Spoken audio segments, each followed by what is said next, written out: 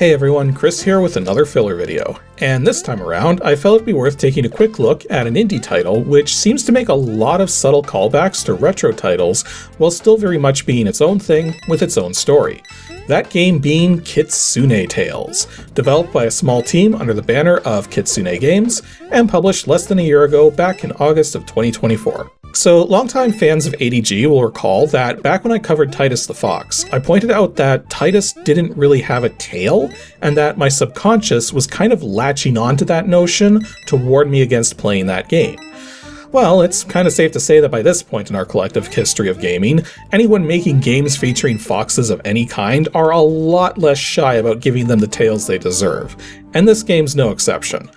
Though part of what made me curious to try it out is because of all of its retro gaming connections.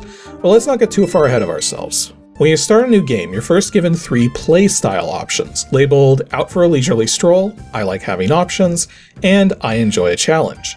Even though the screen does tell you what these options do, it's not going to make a lot of sense until you start playing, though the game doesn't restrict your selection here, and you can actually change the playstyle selection anytime you want, even right in the middle of a level.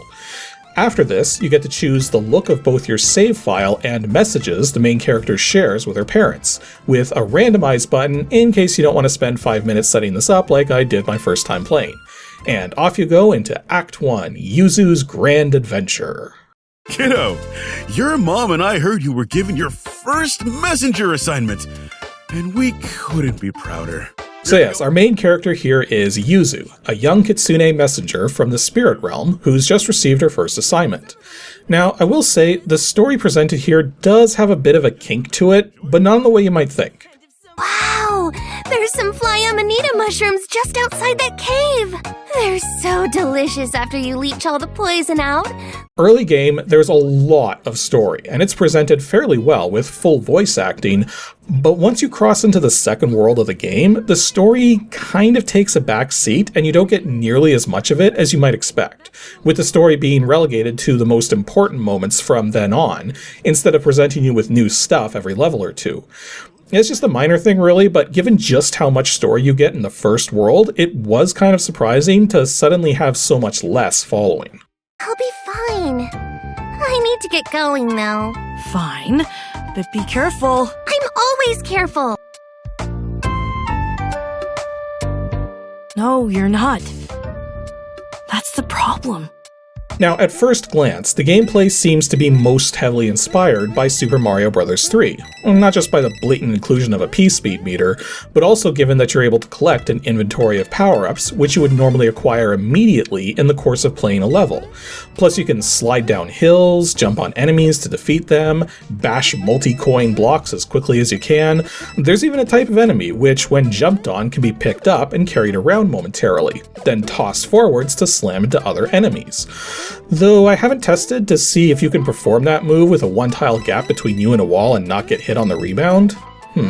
However, astute retro gamers will also notice another particular title from the Sega Genesis, aka Mega Drive, which seems to have also influenced this game to some degree.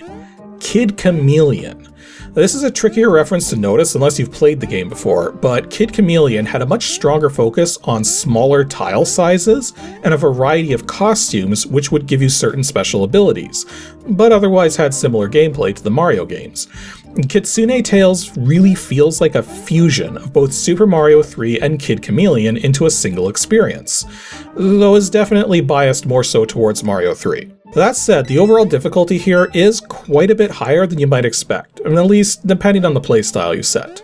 And now that we have a basic idea of what's going on with the references to Japanese folklore and the raw game mechanics, the playstyles are going to make a lot more sense.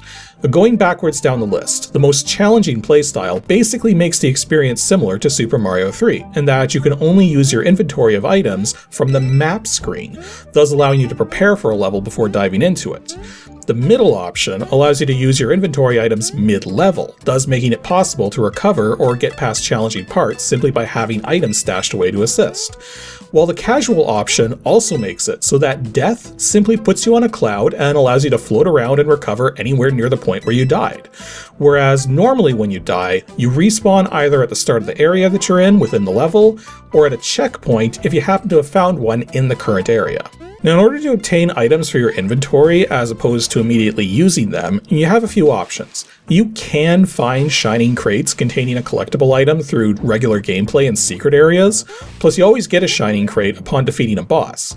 But for the most part, you'll likely just straight up buy what you need from the merchant in town, though the items available from the merchant are limited depending on how far into the game you are, as each new world introduces a new power-up to play around with. World 1 technically introduces the samurai armor, which gives you a spear attack which can also be used to ascend walls. However, none of the levels in World 1 actually revolve around this mechanic, as it's more so peppered throughout the course of the game. World 2 introduces the apple, which will give you tunneling powers. World 3 introduces the shark fin for underwater swimming and running on the surface of water. World 4 introduces the popsicle, which turns you into a snow kitsune, able to freeze enemies into blocks temporarily. World 5 introduces the Sakura Blossom, which turns you into a bird, which is able to both double jump and glide. And World 6 introduces the... actually, I'm not entirely certain what that is, but it effectively turns you into a fire-breathing lizard who can also swim in the lava without getting roasted. There's even an equivalent to the Kuribo shoe, and unlike in Super Mario Bros. 3, where the shoe is only present in a level, as in 1, here it's used a bunch of times in the levels to give you stomping and spike walking powers. And once you get to the second world, you're also able to go back and visit the town anytime you want. The main purpose of the town is to visit the merchant, but there's a couple other things you can do while you're here. One of which is make progress on a side quest where you assist the ghost of a deceased samurai so you can move on to the afterlife, while the other is mini-games. A lot of mini-games. In fact, there were already some shades of this with the main overworld, as every so often you'll find a merchant tile and he'll offer you one of 3 games to play. One is a card matching game, which plays very similarly to the card matching game in Super Mario 3, except this one lets you make 4 mistakes, but also does not retain your progress between sessions, so it's very rare to match more than just 1 or 2 pairs per attempt. That said, I tried to see if the patterns of the card layouts mimicked the patterns in Mario 3, but unfortunately, they do not. Thus, knowing the 8 possible card layouts from Mario 3 is not going to help you here. Another is a wheel to spin, where half of the landings are just a single coin, while the other half are more than a single coin. The final game the merchant offers is actually a classic Monty Hall problem reference, where you pick a door, one of the doors without the top prize is opened, and then you either get to stick with your pick or switch. However, the real Monty Hall problem still has a chance to lose if you switch, even though your odds of winning will improve.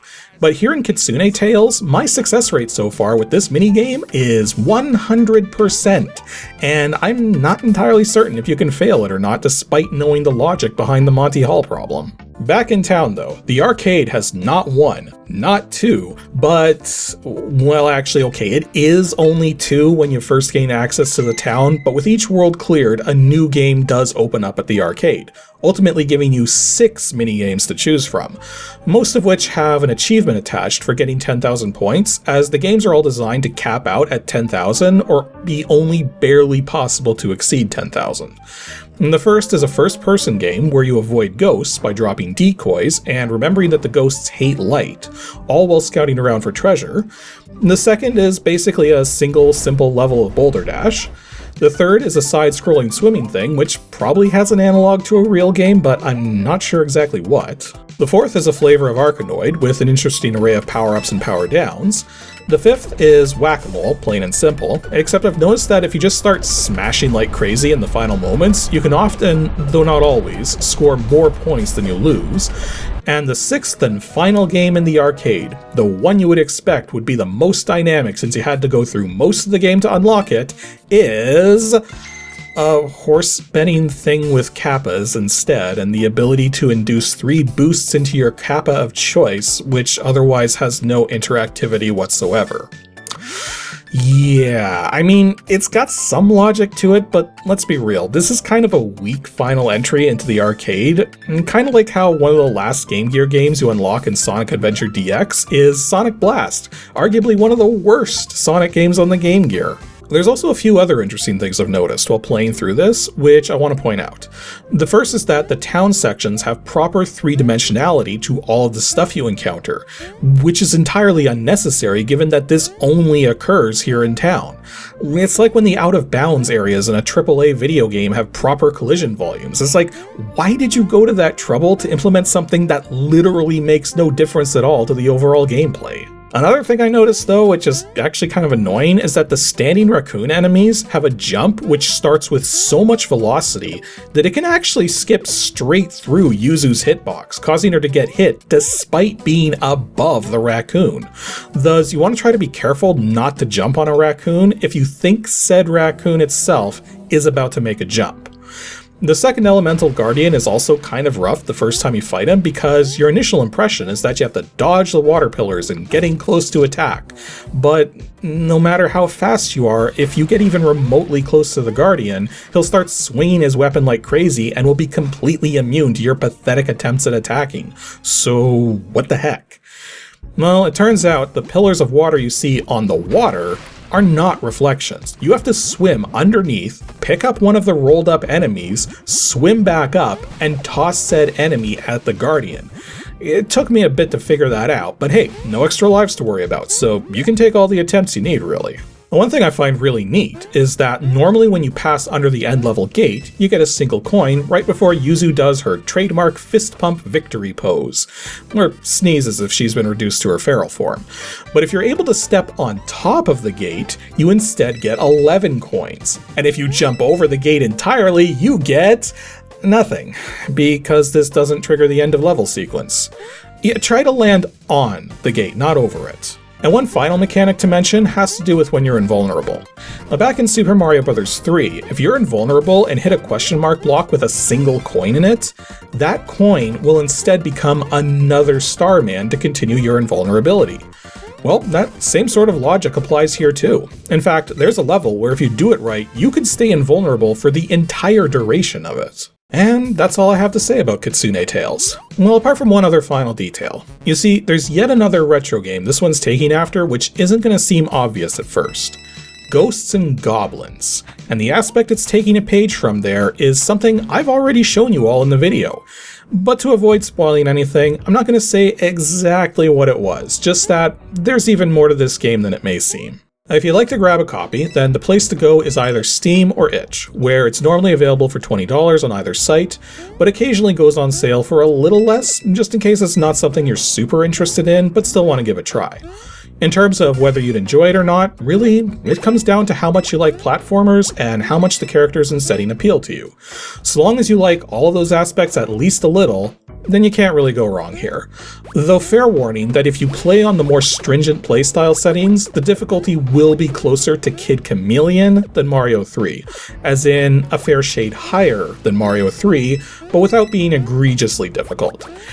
Basically, if you were to categorize the gameplay of all games into very easy, normal, hard, and very hard categories, this entire game would be firmly in the hard category.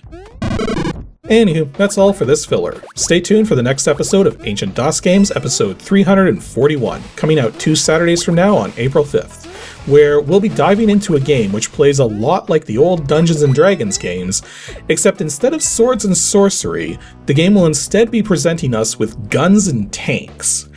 Yeah, you know which game this is going to be, and it's about time we got around to it, so make sure to stay tuned to check it out.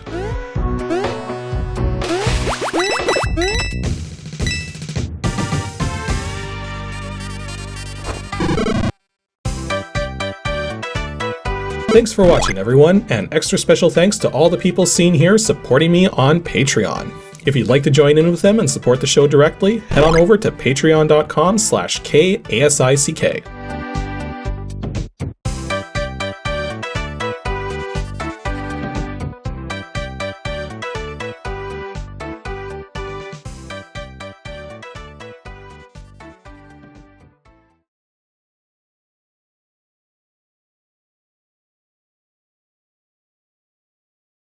Okay, I know I just uploaded the video, but let's see if there's any comments yet. Well, hey, there's one here already. Great review, but you didn't really mention the LGBTQ stuff in the game at all.